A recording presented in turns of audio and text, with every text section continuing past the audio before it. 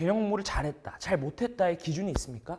보통 책을 한 번 내지 두 번 봤다, 혹은 인강을 한 번 다 들었다라는 목표를 세우기도 하는데, 하지만 그건 정확히 말하면 좋은 목표가 아닙니다. 공부를 효과적으로 효율적으로 하는 학생들은 바로 이 지점부터 달라집니다.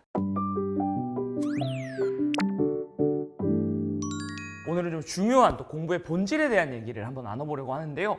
아이들이 공부를 해나가다 보면 많은 부모님들께서 좀 답답해 하시는 지점이 하나 있습니다. 보통 우리 아이들이 이제 누구나 공부를 할 때 하는 루틴 같은 게 있는데요. 이제 학교나 학원, 인강에서 수업을 듣고, 이 수업을 듣고 나면 개념 공부를 합니다. 그리고 이제 어떤 아이들은 노트 정리를 그때 하기도 하죠. 그렇게 한두 번 정도 보고 나면 어김없이 문제집을 풉니다. 근데 이 다음부터 문제가 발생하죠. 분명 이제 아이는 개념을 공부했고 또 개념을 다 이해했다고 하는데 문제집을 풀면 웬걸? 맞히는 문제보다 틀리는 문제가 더 많습니다. 분명히 말로는 개념 공부를 다 했다고 했는데 손도 못 대는 문제들이 나오는 거죠. 그때부터 이제 부모님들께서는 도대체 뭐가 문제인가 근심하고 걱정하며 이런 말씀들을 아이들한테 하시게 됩니다. 그러니 처음에 할 때 좀 똑바로 하면 얼마나 좋아. 할 때 좀 제대로 해서 한 번에 딱 끝내면 엄마도 이렇게 인상 쓸 일 없잖아. 틀린 문제 오늘 다 오답노트 쓸 때까지 오늘 자유시간 없어. 그럼에도 상황은 별로 달라지지 않고 결국 부모님은 인강을 등록을 하거나 새로운 학원을 보내서 몇 번이고 수업을 듣게 하고 또 책에 있는 내용을 몇 번이고 깜지처럼 이제 노트에 막 따라서 쓰게 만드는 경우도 있습니다. 그런데 안타깝게도 아무리 그렇게 하셔도 별로 상황은 나아지지 않으셨을 겁니다. 문제의 본질은 따로 있기 때문이죠. 이와 관련해서 한 학생의 질문을 듣고 답변을 드려보도록 하겠습니다. 제가 개념 공부를 할 때는 분명히 대부분 이해를 한 것 같은데 문제를 풀면 늘 틀리는 문제가 많이 나와요. 그럴 때마다 아버지는 문제를 많이 푸는 것보다 개념을 확실히 이해하고 내 걸로 만드는 게 중요하다고 말씀하시는데 개념을 확실히 이해하고 내 걸로 만드는 방법을 잘 모르겠어요. 네, 그래서 오늘은 제가 좀 드려야 될 얘기가 많기 때문에 학생에게 준 답변 영상 없이 쭉 이어서 답변을 드려보겠습니다. 먼저 학생이 말하는 문제 상황을 좀 정리를 해보면 개념 공부는 개념 공부대로 했는데 문제집을 풀면 늘 틀리는 문제가 많다. 뭔가 개념 공부가 제대로 되지 않은 것 같은데 어떻게 해야 되느냐라고 요약을 해볼 수 있을 것 같은데요. 개념 공부와 관련해서 우리가 놓치고 있는 아주 근본적인 문제가 하나 있습니다. 그건 바로 개념 공부를 제대로 한다는 것에 대한 개념이 정립되어 있지 않다는 건데요. 거기에 덧붙여서 오히려 학생들이 문제집을 푸는데 지나치게 시간을 많이 쓴다는 겁니다. 먼저 학생들 공부하는 걸 보면 이제 개념 공부를 할 때 목표가 없는 경우가 많습니다. 흔히 좋은 목표의 조건 중에 하나가 달성이 되었다 안 되었다를 측정할 수 있어야 한다라고 말하는데요. 그래서 우리가 문제집 풀 때는 문제들을 모두 맞힌다는 아주 명확한 목적, 어떤 목표의식이 있습니다. 근데 개념 공부를 할 때는 어떤가요? 개념 공부를 잘했다, 잘 못했다의 기준이 있습니까? 보통 책을 한 번 내지 두 번 봤다, 혹은 인강을 한 번 다 들었다라는 목표를 세우기도 하는데, 하지만 그건 정확히 말하면 좋은 목표가 아닙니다. 그 목표들은 실제로 내가 개념을 정확하게 이해했다는 걸 측정하기에 정확한 지표가 아니니까요. 공부를 효과적으로 효율적으로 하는 학생들은 바로 이 지점부터 달라집니다. 이미 본인이 개념 공부를 할 때 아주 명확한 목표가 있습니다. 바로 내가 공부한 내용을 보지 않고도 그 내용들을 인출해낼 수 있다는 것, 꺼낼 수 있다는 것, 즉 내가 말로 하든 쓸 수 있든 공부한 내용의 핵심 구조와 개념들을 누군가에게 설명하거나 쓸 수 있다는 겁니다. 실제로 제가 압축 공부 책을 쓸 때 굉장히 좀 놀랬던 지점 중에 하나가, 많은 학생들을 인터뷰하면서 제가 성적 급상승의 방법에 대해서 물었을 때 친구들한테 설명을 하고 나서 성적이 많이 올랐다는 거였습니다. 그러려고 한 것도 아니고 알고 한 것도 아니었지만 하다 보니 그 사실을 알게 됐다는 거였어요.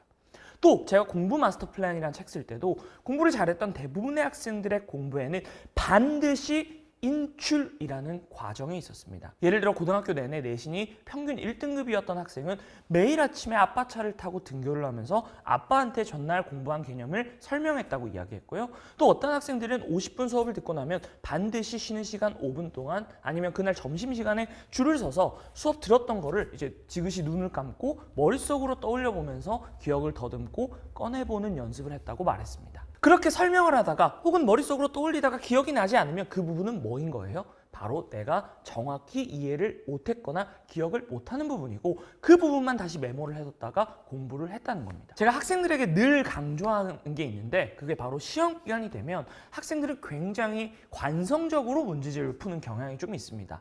개념 공부가 잘 되지 않았는데도 일단 문제집부터 펴는 거죠. 어릴 때부터 문제집을 푸는 게 습관처럼 되어 있고 문제집을 풀어야 뭔가 공부가 완성된 것 같은 그런 느낌이 들기 때문이 아닐까 싶은데요. 근데 잘 한번 생각해 보세요. 우리가 문제집을 푸는 목적이 뭔가요?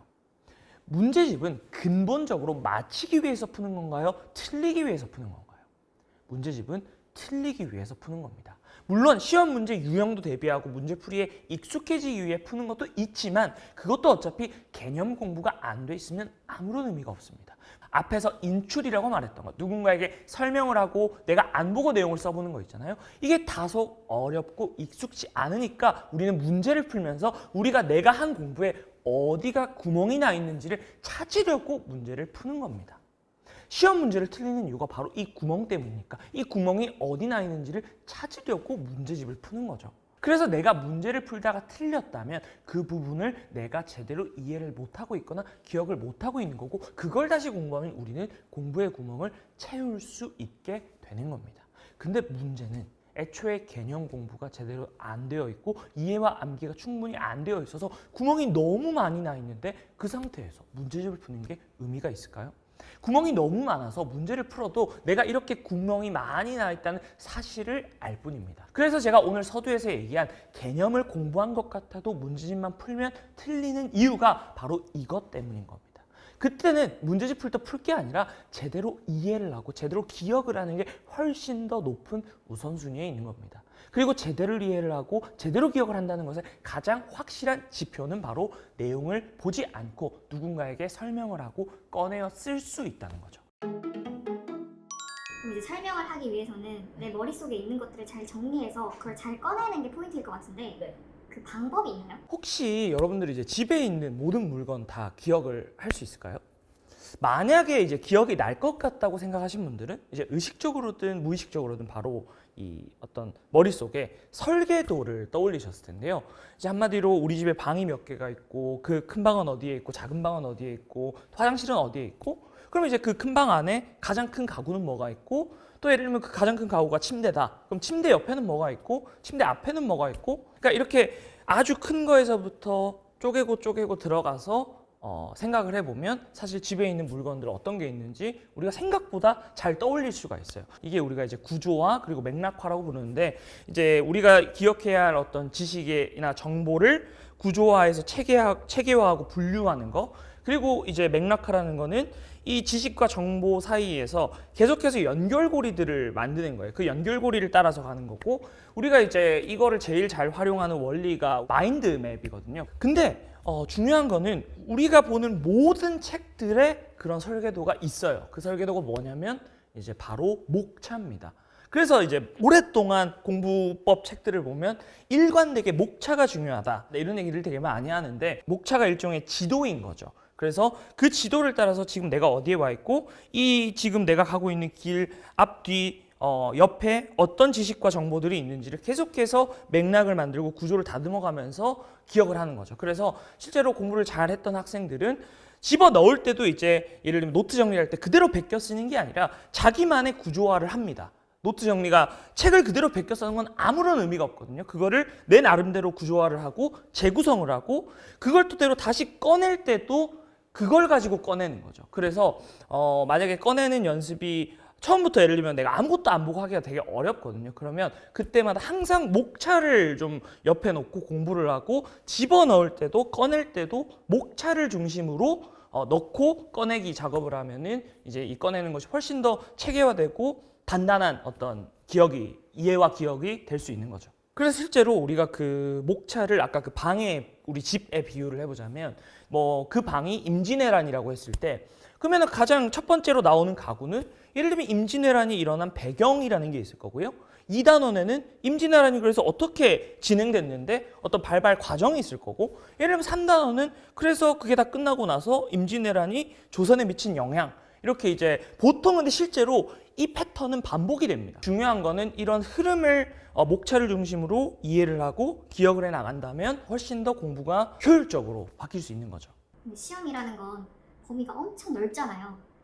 그러면 그거를 처음부터 끝까지 설명한다는 게 쉽지가 않을 것 같은데 여기 뭐 팁이 있을까요? 그게 이제 문제가 처음부터 끝까지 뭔가를 하고 나서 한 번에 딱 이렇게 하려고 하기 때문에 문제가 생기는 거예요. 되게 어려운 거죠. 그래서 이거는 이제 제가 지난번 영상에서도 얘기를 했었던 그 나누어 생각하기라는 걸 좀 적용을 할 필요가 있는데, 인출이라는 것도 나눠서 해야 돼요. 그래서 쉽게 얘기하면 인출의 과정이 매 순간의 공부에서 습관처럼 적용돼야 되는 겁니다. 예를 들면 50분 수업을 듣고 나면 쉬는 시간에 인출을 해보고, 또 그날 하루가 공부가 끝나고 나면은 또 공부 제일 마지막 자기 전에 인출을 또 해보고, 또 예를 들어서 내가 하나의 대단원 안에서 뭐 중단원 3개가 들어있는 내용을 공부했다. 그러면 대단원을 다 하고 나서 인출을 해보는 게 아니라 중단원 1개, 심지어는 한 페이지 공부하고 인출하고 또 한 페이지 공부하고 인출하고, 그렇게 해야 한다는 거고. 근데 이제 그 과정을 2번, 3번 정도 반복을 하잖아요. 예를 들면 내가 한 페이지를 공부하고 꺼냈을 때 한 번, 또 중단원을 공부하고 나서 또 다 중단원 한 번 더 꺼내는 과정 한 번,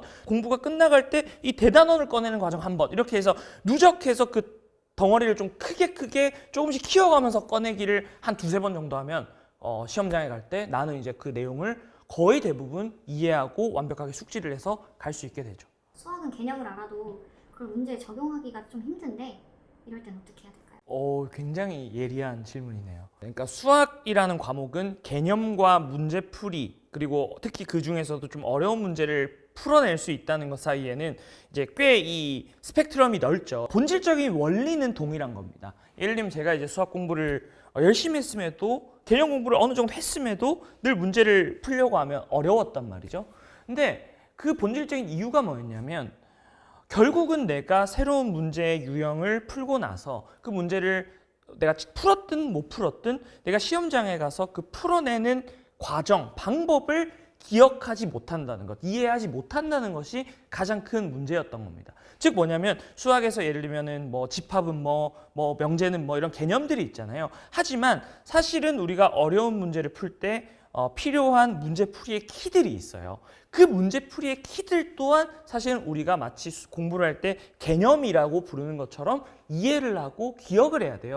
그럼 이제 문제풀이의 키가 뭐냐? 이 화면 보시면 지금 이 자동차 밑에 어떤 숫자가 들어가야 될까요? 87이라는 숫자가 들어가야 됩니다. 이 문제풀이의 키는 뭔가요? 뒤집어야 돼요, 그림을.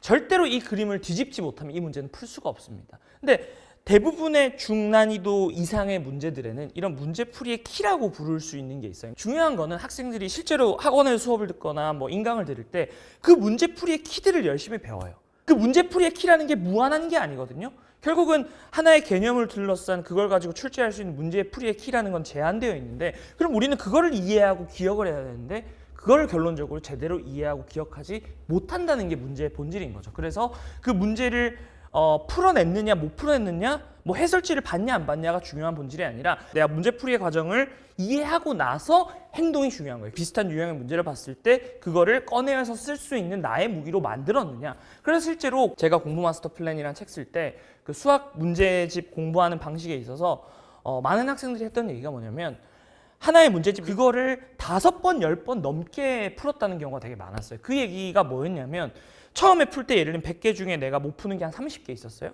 그럼 두 번째 풀 때는 내가 처음에 풀고 나서 못 푸는 것들을 다 공부를 하고 이해를 하고 기억하려고 노력했겠죠. 하지만 또 보면 못 푸는 것들이 생기잖아요. 그럼 이제 원래는 내가 못 푸는 게 30개였다. 그걸 20개로 줄이고 또 그 20개를 세 번째 다시 또 풀어보면서 10개로 줄이고, 좀 익숙하게 풀 수 있는 문제들은 다시 풀지 않고 어려웠던 문제에만 체크를 해놓고 그게 풀어가는 과정을 통해서 결국 처음에 내가 못 풀었던 30개를 0으로 만드는 것, 못 푸는 문제가 없도록 만드는 것이 그 문제집을 푸는 어떤 목표였던 거죠. 그래서 그들이 했던 얘기를 정리를 해보면 이거죠. 여러 권의 문제집을 한 번씩 푸는 것보다 한 권의 문제집을 여러 번 푸는 게 낫다라고 얘기했던 본질이 결국 오늘 얘기하는 맥락과 같은 얘기예요. 계속해서 공부는 그 구멍을 채워가는 과정이어야 한다라는 것이, 그 목표의식이 있어야 된다라는 게 핵심인 것 같아요. 그래서 이제 오늘 공부를 하면서 인출하는 것의 중요성에 대해서 이야기를 드려봤는데요. 사실은 이게 우리가 흔히 학습에서 메타인지가 중요하다고 얘기하는 첫 번째 이유입니다. 그런 점에서 제가 이제 학생들과 학부모님들께 꼭 당부드리고 싶은 내용이 하나 있는데요. 반드시 공부를 할 때 내 공부 총량의 집어넣는 시간이 공부 시간의 절반이 넘지 않도록 하라는 것입니다. 우리의 공부는 크게 세 가지로 구성이 되는데요. 첫 번째는 이제 집어넣는 시간이죠. 학교 수업을 듣고 학원 수업을 듣고 인강을 듣고 책을 보는 행위, 이 일련의 과정이 바로 지식을 인지하고 받아들이는 단계, 즉 집어넣는 시간에 해당합니다. 그리고 두 번째는 그 집어넣는 지식을 머릿속에서 구조화하고 정리하고 다듬는 과정이 필요한데요. 노트 정리를 하기도 하고 마인드맵을 그려보기도 하죠. 즉 이해하고 기억하는 과정입니다. 그리고 마지막으로 오늘 이야기한 것처럼 설명을 하고 안 보고 떠올려보고 또 문제집을 풀면서 구멍을 찾는 과정, 즉 인출의 과정이라고 할 수 있는데요. 많은 학생들이 세 가지 중에서 이 첫 번째 단계, 즉 집어넣는 시간들이 본인의 공부 시간이라고 착각하는 경우가 많습니다. 하지만 그 시간은 우리가 공부를 하는 시간이 아닙니다. 예를 들어 내가 열심히 인강이나 학원 수업을 아무리 들어도 여러분들이 이해하고 기억하는 과정, 그리고 인출하는 과정을 거치면서 복습을 하지 않으면 그 강의를 통해서 공부를 잘하게 되는 사람이 누군지 아세요? 바로 그 강의를 한 선생님입니다. 근데 많은 학생들이 수업 듣고 강의 듣는 것 이꼴 공부했다, 많이 했다 라고 생각을 합니다. 왜 그러냐면 수업을 듣고 강의를 듣는 건 매우 편안하고 다소 수동적인 행위거든요. 심지어 선생님의 강의 스타일이 막 좀 유머러스하면 심지어 재미까지 있어요. 다 좋다 이거예요. 근데 공부가 거기서 듣고 있는데 그치면요, 그 강의 시간은 극단적으로 얘기해서 집에서 영화나 TV 보는 거랑 다를 바가 없습니다. 그 지식을 내 걸로 만들고 꺼내는 과정이 없으면 절대 그건 공부가 아니라는 것을 명심해 주셨으면 좋겠어요. 그러면 다음번 조코칭 시간에 뵙겠습니다. 시청해 주셔서 감사합니다.